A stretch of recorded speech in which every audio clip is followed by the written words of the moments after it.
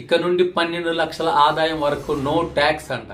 ఈ వీడియోలో నిర్మలా సీతారామన్ గంట 24 నిమిషాల ప్రసంగాన్ని మీకు సింపుల్ గా 10 పాయింట్లో చెప్పేస్తాను, వినండి. మొట్టమొదటిది మధ్య తరగతి ఉద్యోగులకు భారీ ఓటరనే చెప్పాలి. ఈ ఏడాది వరకు 7 లక్షల రూపాయల వరకు ఆదాయ పన్ను మినహాయింపు దాదాపుగా డబుల్ చేస్తూ 12 లక్షల వరకు పెంచారు. ఎవరు ఊహించనిది. ఎంఎస్ఎంఈలకు బడ్జెట్ లో వరాలు. ఎంఎస్ఎంఈలకు 5 కోట్ల నుంచి 10 కోట్ల వరకు పెంచింది. ఎవరి దగ్గర అద్భుతమైన ఐడియా ఉంటే చాలు. స్టార్ట్అప్ లకు బడ్జెట్ 20 కోట్ల వరకు కేటాయించింది. ఈసారి పట్టణ పేదలకు 30,000 లిమిట్ తో యూపీఐ లిక్విడ్ క్రెడిట్ కార్డులు ఇస్తామని ప్రకటించారు. 5వది అణుశక్తి భారత్. ఈ బడ్జెట్ లో దాదాపు 20,000 కోట్ల రూపాయలు దీన్ని కేటాయించారు. 2047 నాటికి 100 గిగావాట్ల అణు విద్యుత్ శక్తిని ఉత్పత్తి చేయడమే లక్ష్యంగా పెట్టుకుంది. AI excellence centre. ఈ బడ్జెట్ లో దాదాపు ఆర్టిఫిషియల్ ఇంటెలిజెన్స్ ఎక్సలెన్స్ సెంటర్స్ కు 500 కోట్ల బడ్జెట్ కేటాయించారు. ఇండియా సంక్షోభానికి తెరదించుతూ అసోంలోని నామ్రూప్ లో 12.7 లక్షల మెట్రిక్ టన్నుల వార్షిక సామర్థ్యంతో ప్లాంట్ ను ఏర్పాటు చేయనున్నారు. ఇక కిసాన్ క్రెడిట్ కార్డ్ పరిమితి 3 లక్షల నుంచి 5 లక్షల వరకు పెంచారు. ఐఐటి స్టూడెంట్స్ కి అద్భుతమైన వార్త.